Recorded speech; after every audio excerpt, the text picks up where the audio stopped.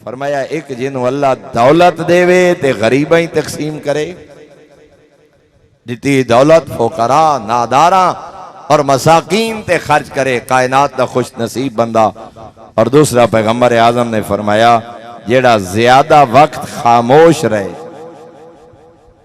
بلا وجہ گفتگو نہ کرے، ضرورت نہ بولے، نیکی دی بات کرے۔ اور پیغمبر اعظم نے فرمایا من یضمن لی، فرمایا جو بندہ مجھے دو چیزوں کی ضمانت دے، ما بین رجلیہ وما بین لحیتہ، دو چیزاں دی ضمانت پیغمبر اعظم فرما رہے ہیں تسا میں دیو، جنت دی ضمانت میں نبیان دا سلطان دینا۔ مولا کیڑی؟ فرمایا ایک اپنی شرمگاہ دی ضمانت کہ زنا نہ کرے، بدکاری نہ کرے، مرد ہے یا عورت اس گناہ کبیرہ دا ارتکاب نہ کرے، حلال اور جائز طریقے نال اپنی خواہش تو پورا کرے۔ فرمایا ایک اپنی شرمگاہ دی ضمانت وما بین لحیتہ ہے، اور ایک جو ان دونوں جبڑوں کے درمیان ہے یعنی زبان۔ فرمایا اپنی زبان کی ضمانت تم دو، تمہیں جنت کی ضمانت میں نبی دیتا ہوں۔ خود اندازہ لگاؤ کس انداز پیغمبر اعظم زبان دے گناہاں نو بھی بیان فرما رہے اور زبان دی اہمیت نو بھی بیان فرما رہے۔ اس واسطے فرمایا معراج دی رات میں کچھ ایسے لوگاں نو دیتا ہے جڑے جنہاں نے ناخن پیتل اور لوہے دے ناخن ہن اپنے چہرے دا گوشت نوچ رہے ہن۔ میں پوچھے ملائکہ کولوں اے جہنم دے کون لوگ ہیں جڑا اپنا چہرہ نوچ رہے ہیں؟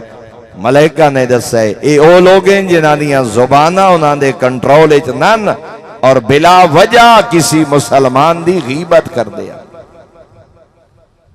غیبت کرنے والا، گلہ کرنے والا ساڈی تے لذیذ ڈش بن گئی۔ محفل وچ رونق ہی نہیں پیدا ہوندی جب تک کسے دا گلہ نہیں، کسے دی غیبت نہیں۔ اللہ نے قرآن غیبت نو مردہ بھائی دا گوشت کھاون دے برابر کرا۔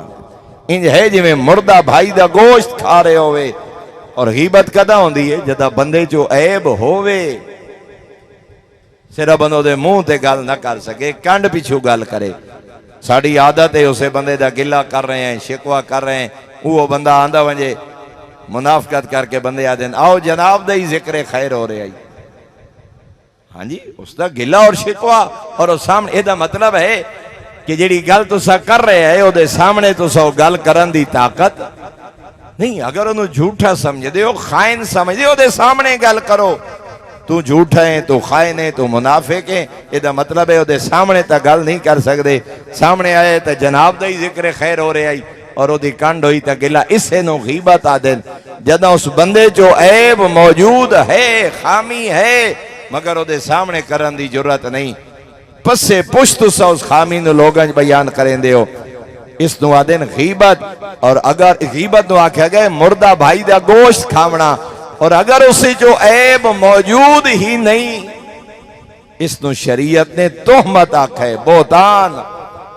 اور تہمت اور بہتان دا آپ اندازہ کرو، عیب ہوئے تے بندہ بیان کرے تا غیبت اور مردہ بھائی دا گوشت کھامنا، اور اگر وہ عیب اس بندے موجود ہی نہیں، تہمت لائی جا رہی ہے، بہتان، تا اس دا کتنا گناہ ہو سکتا۔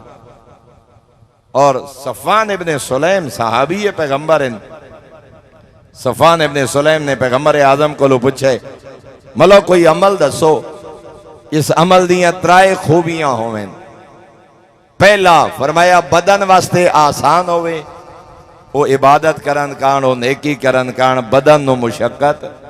ان جے ٹھاڑ دا روزہ رکھنا، پو ماں دی نماز پڑھنا بدن واسطے مشقت دا باعث ہے، جہاد کرنا، تلواراں دے حوالے کرنا۔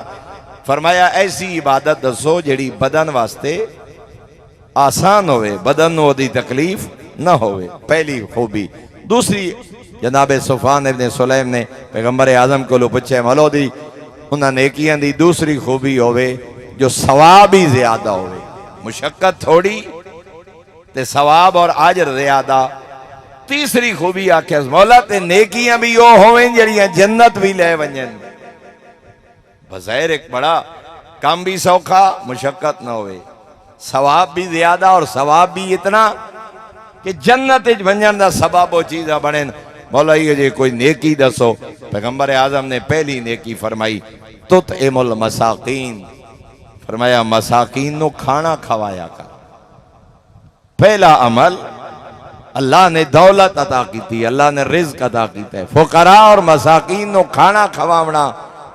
پھر حضرت نے آکھے سائل آکھے مولا اگر انسان کھانا نہ کھوا سکدو ہوئے، استطاعت نہیں رکھدا، مالی حیثیت نہیں، اس تو آسان کوئی کام دسو۔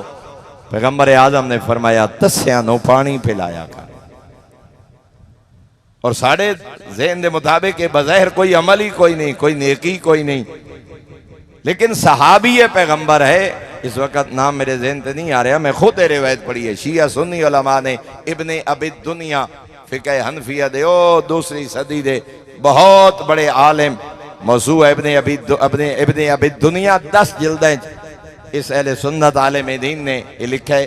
میں اسے خود روایت پڑھی ہے کہ صحابی نے پیغمبر اعظم دی خدمت عرض کی تھی، مولا میری ماں دنیا تو ٹر گئی ہے، میں کیا صدقہ کراں، کیا خیرات کراں، کیا خرچ کراں کہ میری ماں واسطے بخشش دا ذریعہ بن جائے۔